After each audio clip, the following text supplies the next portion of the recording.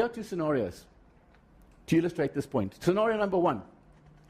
You walk into a meeting with a customer, and the customer says, right, sit down, tell us what you have to offer. And you do exactly that. You sit down, you take out your briefcase or your presentation kit, and you present all 25 features and benefits of your product or service that you're selling. Whether they need those or not, you're going to present. Why? Because they asked you to.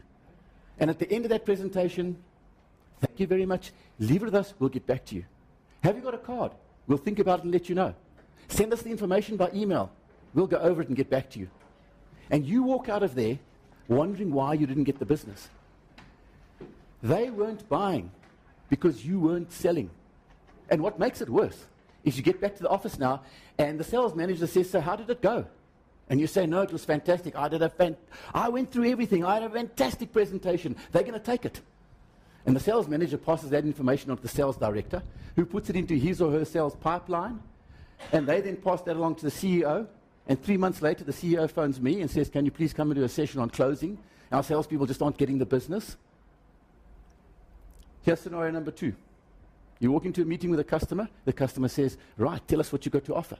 Certainly, Mr. or Mrs. Customer, before I tell you what I have to offer, I'd like to ask you a couple of questions just to find out exactly what your requirements are. And the first question is, and now you need to have 3 or 4 well-prepared questions that you're going to ask your customer to get them involved in a conversation. And those questions are usually designed to meet your call objective.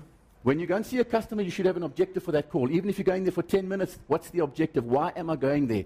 And then base your questions around that objective. Get the customer to start giving you information. You cannot present your product until you've done a proper needs analysis. You cannot recommend something to your customer until you know what it is that they want. At the end of your presentation, when you've presented what you have to offer, you should be asking 2 critical questions. And if you're not asking these 2 questions after every presentation you do, you're not selling, you're presenting.